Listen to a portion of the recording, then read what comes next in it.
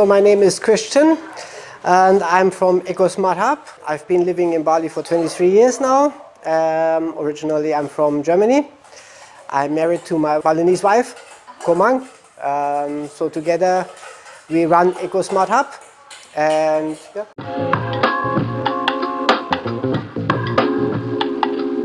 So I think that our approach is slightly different because we originally coming from the sustainable development background. Our passion is sustainability. So we are originally not looking at products, but we are actually providing consultancy, services, project development, also for a wide area of sustainability, not only environmental aspects, but also social, cultural development. And somehow when we started our work in tourism, we looked at assessing the hospitality industry in terms of energy usage, water usage, waste management based on international certification standards, and we try to help them and assist them in how to be more sustainable.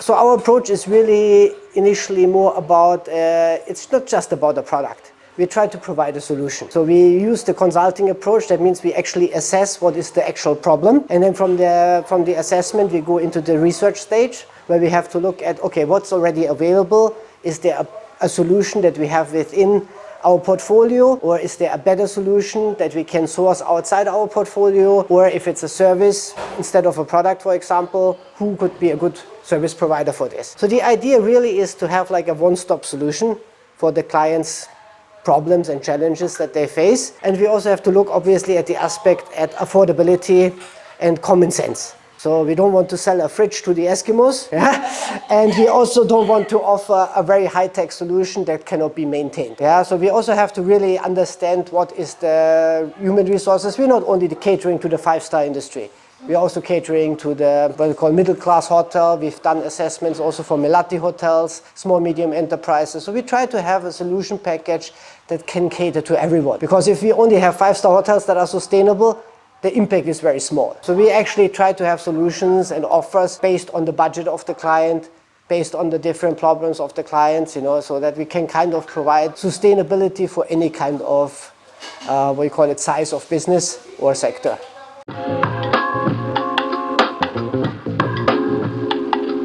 Every business has a little bit different problems, obviously most of the things often in a hotel, it's all about maintenance, right? Maintenance, that can be anything from housekeeping to leaking pools or a garden or whatever, So every client has really different issues. Often I think what we experience in our business is simply that people try to save money in the beginning when they build their building. And that often leads to more cost later on in terms of maintenance. Most common things that we encounter in terms of maintenance, obviously, leaking is one of the biggest things. And water intrusion in the building, may that be from the ground or from the top, is often a problem. Other problems are simply things like protective coatings, maintaining their wood, the stone. So for that we also offer a wide range of products and solutions with different budget caps on it, So it can be for very high end, but also for very low end. So most important for us is obviously the sustainability aspect of product. So that means we can identify products that are more affordable, but good enough, and we have products that are very premium. It's a wide spectrum that we cater for. And we're basically trying to differentiate just in the end of the day that we really focus on a solutions-based approach and not just a product-based approach.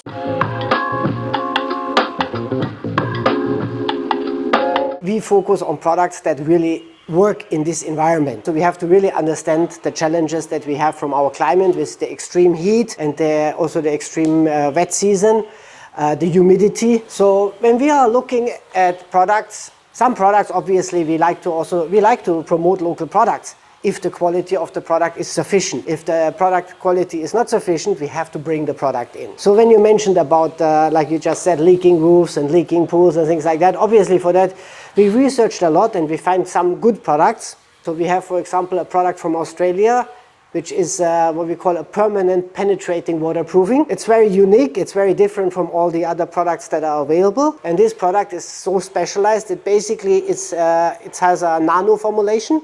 So it penetrates very deep inside the concrete. And it seals the concrete from inside, not from the top. That means it goes in 25 millimeter into the concrete and then it seals the pores inside the concrete completely.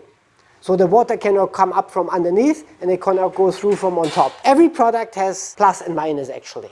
Yeah, we always have to be very clear and honest about that, you know. This product is fantastic when you have to do waterproofing, yeah, especially in this kind of environments like a pool, where you also have hydrostatic pressure. People often don't understand that a product actually needs to be tested for the pressurized water that's inside the pool. The limitation of this product would be, for example, if the concrete cracks, because it has no flexibility. So this product is good as long as the concrete is already there. You have a leak, you have to patch the leak with some kind of cementitious paste, and then on top of that you can then apply this kind of nano sealer, and it's super easy to apply. That's a very good thing about it. And we can also use it, for example, you have a bathroom, let's say on the second floor in a hotel, and it leaks through the concrete. So normally what you have to do, you have to take the tiles out. With this product you can actually put the liquid in here, in the line between the tiles. And then it will go underneath into the concrete and seals the concrete from within. Like I say, every product has a different type of application, so I think this one has a very good usage, but obviously we have to also introduce this product more and more towards the waterproofing companies. Because I mean, here we have a product, but if the waterproofing service provider does not know the product, they don't, then it's difficult to sell. So I mean, here actually our challenge is more about market awareness of this kind of solution.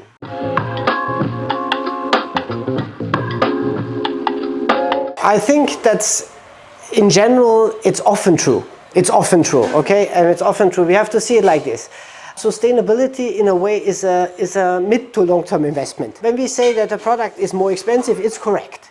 Most of the time. Not always, but when we're looking in the life cycle of a product, yeah? I give an example. Wood. Yeah? Wood is a very common product in Indonesia because we have a lot of it. And wood used to come from the rainforest. And they used to be a very good quality because the trees are very old and very large. Nowadays, unfortunately, the old trees are gone. So we are now having the same product in the market, but at a lower quality. So that is a bit of an educational issue that's a bit lacking, I think, for the client, because for the client, they know, oh, Bankura is a good timber.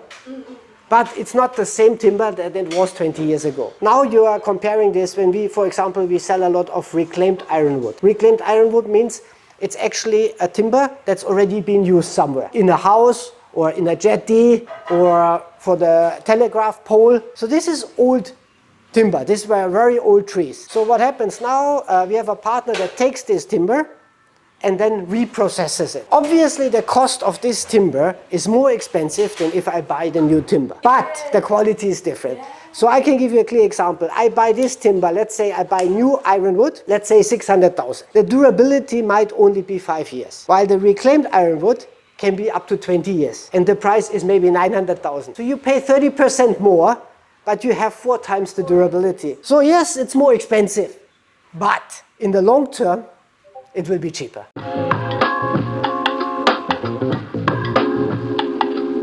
And then there are also some products that are actually more sustainable and still cheaper. It's possible. It's not impossible. But some products, for example, like solar energy, they have a longer term return of investment. When we look at solar energy, because I mean it's an evolving technology, right? It means it's evolving very fast, there's constant development. Now the biggest problem or holdback is the battery system, yeah? Because we also have some environmental concerns on the battery system.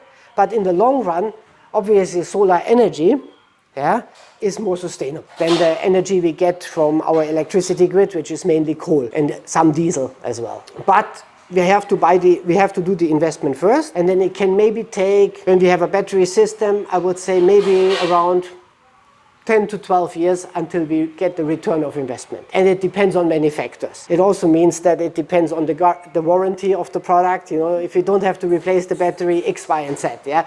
So that's a little bit more of a different example. In the end of the day, you can really measure. Like with the wood, it's difficult to measure. You only measure over time. If it's still good or not good, right? Yeah, but with solar energy, you can actually predict. You can predict the cost. Yeah.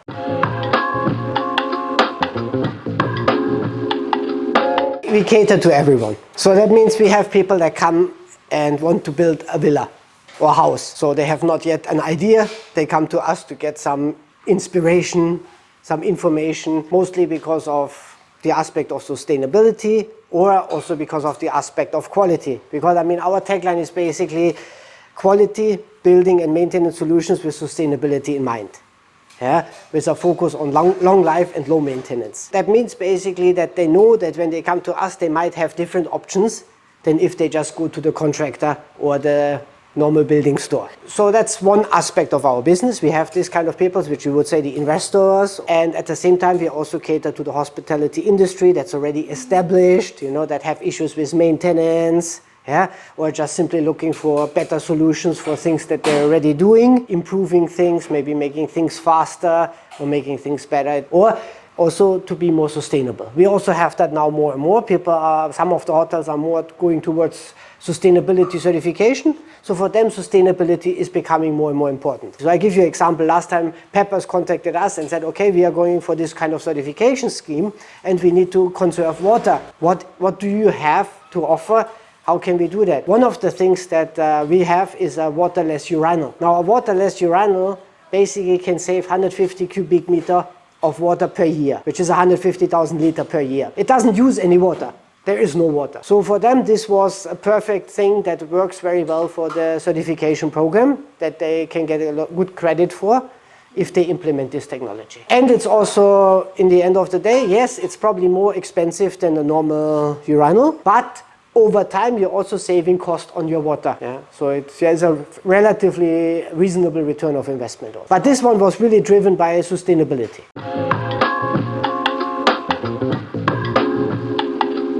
I mean, we can certainly consult and assist. We don't design. So I mean, that means we will probably work with the architect and the MEP, mechanical, electric, plumbing.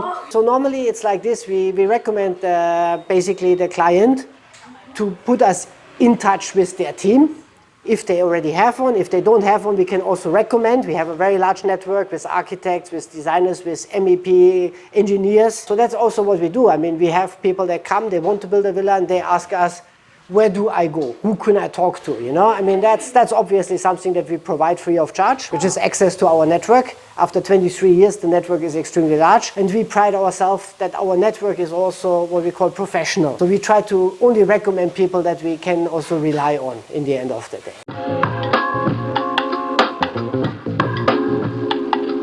It depends what kind of consultation it is. But initially, for me, a first consultation is generally free. That means basically it's more like giving them access, giving them recommendations doesn't cost anything. If then later on there is a further consultation required for terms of sustainability or things like that, that's a different thing. It's a consultation towards a certification, for example. We do have also clients that ask us to assist them to get the certification. Then we also consult them. Then it's a matter of daily, hourly fees.